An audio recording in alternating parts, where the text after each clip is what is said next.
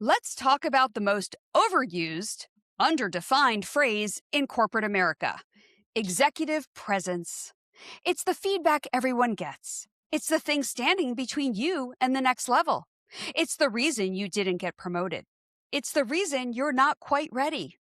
And yet, no one can define it. Hello, I'm Marlo Lyons, and this is Cracking the Code, a mini series as part of the Work Unscripted podcast. I'm here to zoom in on the patterns, behaviors, and hidden dynamics shaping your work and your life. No fluff, no long lectures, just focused insight, curiosity, and real talk you can digest on your way to pickleball or between meetings. In this episode of Work Unscripted, I am going to break down what executive presence actually means, why it's often rooted in perception and bias, how to respond when you're told you lack leadership presence, how to develop executive presence without compromising your authenticity, and practical strategies to build executive presence as a habit. Executive presence isn't about being louder, colder, or more dominant. It's about creating confidence, clarity, and trust in high-stakes environments. If you've ever been told, be more strategic, have more edge, or look more like a leader, this episode will challenge what that feedback really means and give you a smarter way to navigate it. So let's get into it.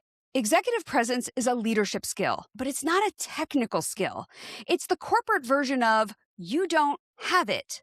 But what is it? Well, it's a perception skill. Let me give you some examples. I had a client once who was told he needed to be more of an active listener in meetings to demonstrate executive presence. Do you know what that actually meant? It meant get off his laptop in meetings, stop responding to instant messages, don't glance at your phone during meetings. That wasn't about listening skills. That was about visible respect. Another client was told she wasn't leadership material. She was too soft. She didn't have an edge. Translation? She wasn't aggressive enough for their taste, which we all know women are either perceived as too aggressive or not aggressive enough. She didn't dominate the room with authority. Let me be clearer.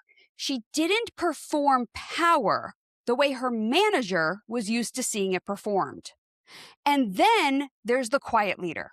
The one who thinks deeply, speaks deliberately, doesn't jump in just to hear themselves talk. They're told they lack presence. Why? Because they don't fill space.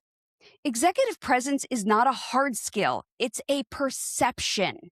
And it's a perception that is shaped by bias. Gender bias, culture bias, personality bias, industry norms, power structures.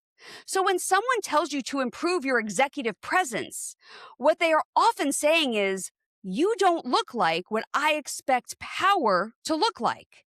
Sad, but true. Now, that doesn't mean executive presence isn't real. It is real, but it's not what most people think. Executive presence isn't volume. It's not dominance. It's not wearing navy. It's not lowering your voice. It's not becoming less emotional. It's not becoming more aggressive. Executive presence is this. It is the ability to create confidence in other people about your leadership. If someone asks me, what is executive presence? That would be my pat answer. I'll say it again in case you missed it and you don't have to rewind. Executive presence is the ability to create confidence in other people about your leadership, especially in high-stakes environments. That's it. It's about the impact you create. Do people feel clarity when you speak? Do they feel steadiness in uncertainty? Do they trust that you see the bigger picture? Do they believe you can handle the pressure? That can look wildly different from person to person. A calm, quiet leader can create enormous executive presence if, when they speak, everyone leans in. A warm, relational leader can have executive presence if people feel safe and decisive around them. A direct, sharp leader can have executive presence if people feel aligned and focused after they talk, not bulldozed. The problem is that most feedback about executive presence is lazy. Be more strategic. Be more confident. Have more edge. Be less soft. That's not feedback. That's projection. So here's the first radical move. When someone tells you to improve your executive presence, don't internalize it. Interrogate it. Ask, what does executive presence look like to you in this organization? In what moments do you feel I'm not demonstrating it? What specifically would I be doing differently? What impact am I not creating that you would like to see? Make them operationalize it, because until it's specific, it's just a vibe. And you cannot improve a vibe. Now let's talk about authenticity. This is where people get stuck. They think, if I have to change how I show up, I'm being inauthentic. Not necessarily. Authenticity is not rigidity. Authenticity is alignment with your values, not attachment to your habits. If you are constantly on your phone in meetings and someone calls out a lack of executive presence, adjusting that behavior isn't betraying. If you speak so softly that no one can hear you and then you work on projection, that's not inauthentic. If you ramble and learn to land your point in 30 seconds, that's growth, not selling out. Executive presence lives at the intersection of these three things: self-awareness, audience awareness, intentional behavior. Most people only focus on the first one. I'm just being me. But leadership is relational. If your authentic self consistently creates confusion, doubt, or distraction, you don't have an authenticity problem. You have an impact problem. And here's something most people don't talk about out loud. But of course I will. To exude executive presence, you have to regulate your nervous system. What do I mean by that? Well, when things go sideways, do you speed up and talk really fast, or shut down, or overtalk, or disappear? Or do you slow down the room? The person who can regulate themselves regulates the room. That's presence. And it's physiological. Your breathing, your pacing, your pauses, your eye contact, your stillness. Stillness is power. Most people leak power through fidgeting, or over-explaining, or nervous laughter, or filling silence. Silence is not absence of presence. Silence is often dominance of presence. It is deliberate. It is calculated. It is intentional. Executive presence is about narrative control. When you walk into a room, are you reacting to everyone else's energy? Or are you shaping the narrative? Do you open meetings with clarity? Do you summarize decisions? Do you name tension directly? Do you frame risk instead of avoiding it? The most powerful leaders don't talk the most. They frame the conversation.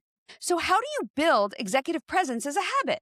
3 practical shifts. First, be crisp, clear, and upfront, and then finish stronger than you start. Most people start strong and then they fade. Presence is often determined by how you land. End with, here's the decision. Here's what we're solving. Here's the risk we're taking. Second, reduce verbal clutter. Track how often you say, just, kind of, I think, sorry, maybe, and of course the dreaded, when speaking. Hedging language erodes perceived confidence, even when you are confident. Third, practice strategic visibility. If no one sees your thinking, they can't assign you presence. That means don't just do the work, articulate the why. Connect your work to enterprise impact. Name trade-offs. Executive presence grows when people see how you think. And finally, here's my most provocative thought on this.